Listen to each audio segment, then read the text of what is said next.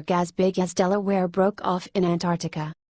An iceberg as big as Delaware and containing the double amount of water as Lake Erie broke off from an ice shelf in Antarctica this week, and experts are saying that this happened due to natural processes and not because of the climate change.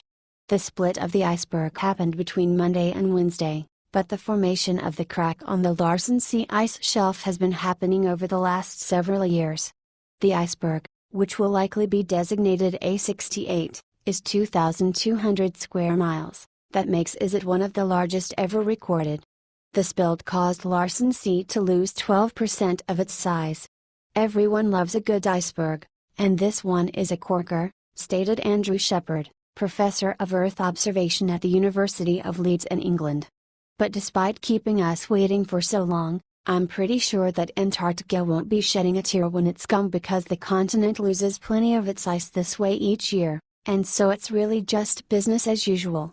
Martin O'Leary, a glaciologist at Swansea University working with the Project Midas, which has been following closely Larsen C, stated that the breakage is not evidence of global warming. Although this is a natural event, and we're not aware of any link to human-induced climate change, he stated. This puts the ice shelf in a very vulnerable position. This is the furthest back that the ice front has been in recorded history. Adrian Luckman, a member of Project Midas team, also with Swansea University, stated the following. In the ensuing months and years, the ice shelf could either gradually regrow, or may suffer further calving events which may eventually lead to collapse. Opinions in the scientific community are divided. Our models say it will be less stable, but any future collapse remains years or decades away. Luckman said that recent data from the Scripps Institute of Oceanography actually show most of the shelf thickening. A 2015 NASA study found Antarctica has been experiencing a net gain in ice mass in recent decades. Please share this post on Facebook if you think global warming is not the problem here. What is your opinion on this? Scroll down to comment below.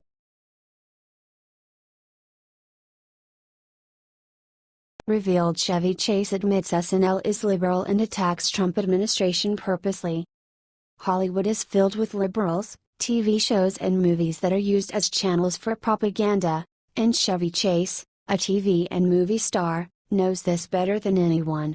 At the beginning when he joined Saturday Night Live, SNL, Chase admitted that he tried to use his comedy to help Jimmy Carter win the election. Anyone who had watched the show even for a few seconds can see that what they try to pass for comedy is nothing more than leftists attacking conservative values. Here is Chase talking about modern SNL. Attacking the president has become a fashion in the celebrity world. Chase apparently is proud to have helped SNL's liberal bias, but other cast members have a different view. SNL star Michael Che supported President Trump when he was a candidate and had complained about the show's political slant. Oddly, I agree with him, Kai stated. We try to write that way. But I do agree with him. I think the show should show all views and we make a conscious effort to do so. Comedy should take both sides. No matter who is in power, we should be making fun of them. Please share this post on Facebook if you agree with Michael Che. What is your opinion on this? Scroll down to comment below.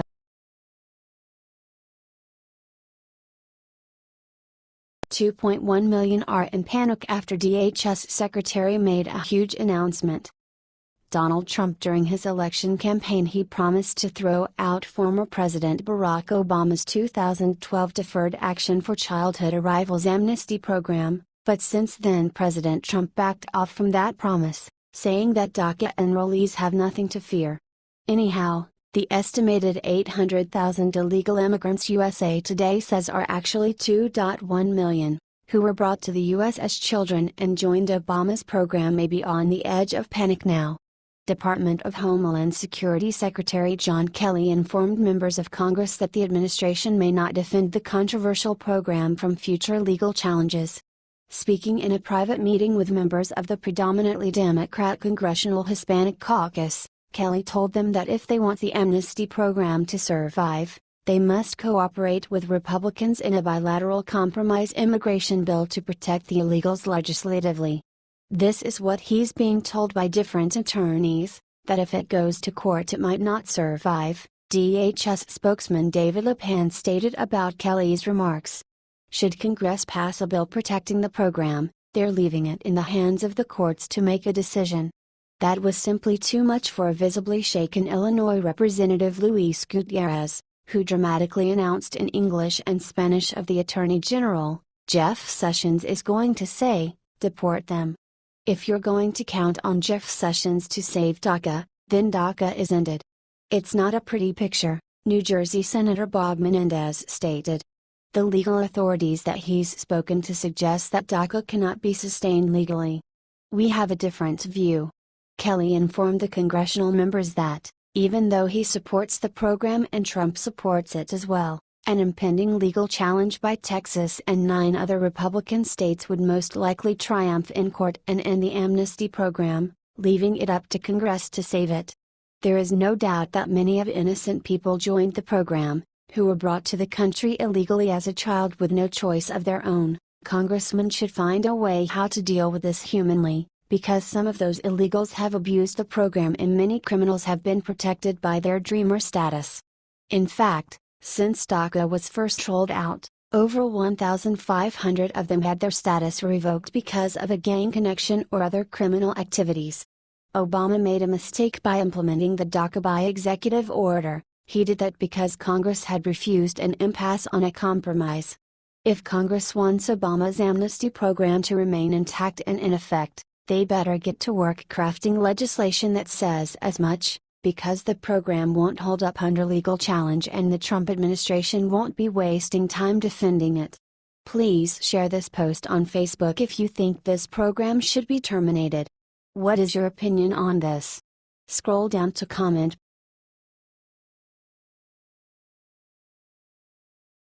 Caught. MSNBC hosts had no idea DNC solicited info from Ukraine to help Clinton. Fake news. MSNBC host Andrea Mitchell, a nasty woman who has unfairly attacked Trump, and notorious liar Brian Williams acted like they had absolutely no idea that the Clinton campaign sought out help from Ukraine to help her win the 2016 presidential election. Newsbusters reported, on MSNBC Wednesday morning, 2 of MSNBC's most prominent anchors admitted they had no idea what Trump was referring to, when he tweeted out that the Clinton campaign also sought out information from foreign government officials to help boost her campaign, during the 2016 election. After reading the tweet, Brian Williams asked Andrea Mitchell if she knew what he was talking about. "I'm hoping you can help me decipher this," he asked. "It's hard to figure out what this is about," Andrea Mitchell quizzically responded. The humorous exchange happened during the 9 a.m. hour on MSNBC Live. Williams began by reading the tweet, that had just been put out a few minutes before, then asked Mitchell if she could take a whack at figuring out its meaning. "They know exactly what Trump is talking about and they are trying to make him look bad by acting like he is just making things up." Transcript: Brian Williams, Andrea Mitchell, "I said earlier no public events for 3 days on the president's calendar. He leaves tonight for Paris, for Bastille Day celebrations. What we've heard from the president again, 3 minutes ago on Twitter, I'm hoping you can help me decipher this. Why aren't the same standards placed on the Democrats? Look what Hillary Clinton may have gotten away with. Disgraceful. Do you want to take a whack at that?"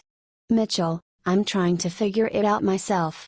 Earlier he called it a witch hunt, so he's still on the fake news or what the Democrats are doing, that combo. Perhaps this is a reference to emails, since his son voluntarily tweeted out a whole email chain. Nobody was forcing him to do that other than the questions that were raised by the New York Times, and they said they were about to reveal them themselves. So he voluntarily released his emails, so perhaps it's an email reference. But it's hard to figure out what this is about. Williams: "Let the record show Andrea Mitchell is always game for a challenge, though sometimes the material leaves us with more questions than answers." Laughter.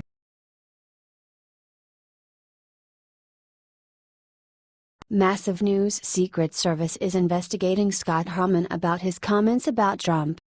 The Secret Service just announced that they are looking into Maine State Congressman Scott Hartmann, who recently wrote on Facebook that as he gets within 10 feet from President Donald Trump, he would be a half-one-term president, hinting towards an assassination. A spokesman for the Secret Service stated, "The Secret Service is aware of the comments in question and are investigating the matter," adding allegations of any threat, inappropriate interest or unusual behavior directed towards a Secret Service protectee receives the highest priority of all our investigations. For now, the details about the investigation remain undisclosed for security reasons, said the spokesman. Anyhow, as the investigation develops, further information will be released to the public. Even though the Maine Republican Hartmann has said that he regretted what he described as aggressively sarcastic and inappropriate comments after gaining social media criticism, that does not change the fact that he called the president half-term president, especially if I ever get within 10 feet. The people understand his comments as a threat against the president, and the lawmaker said that his choice of words was only because he wanted to make a point about the political discourse of the state. But it seems how he will choose his words more carefully now that he is under an investigation. Please share this post on Facebook if you think he got what he asked for.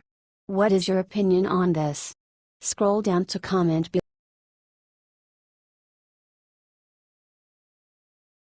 Alert: Melania steals the show at Paris parade with stunning floral print tea dress. Donald and Melania Trump joined French President Emmanuel Macron and his wife Brigitte at the annual Bastille Day parade along the Champs-Élysées in Paris on Friday. Per usual, all eyes were on the First Lady. On this great day, France's National Day and the 228th anniversary of the French Revolution, Melania and I were proud to stand with the President of France and Madame Macron to celebrate with the French people, President Trump said in a statement. The President and the First Lady sat alongside the Macrons during the celebration, but Melania might have stolen the show. She dressed in an elegant floral print sundress with a pair of royal blue high-heeled shoes for the joyous occasion. She and her husband appeared to enjoy the parade, which featured the United States Army's 1st Infantry Division in recognition of the 100th anniversary of the day. The storied unit marched in the same parade honoring the alliance between France and the United States. Shortly after the conclusion of Bastille Day parade, the Trumps headed to the airport and boarded Air Force One to return to Washington.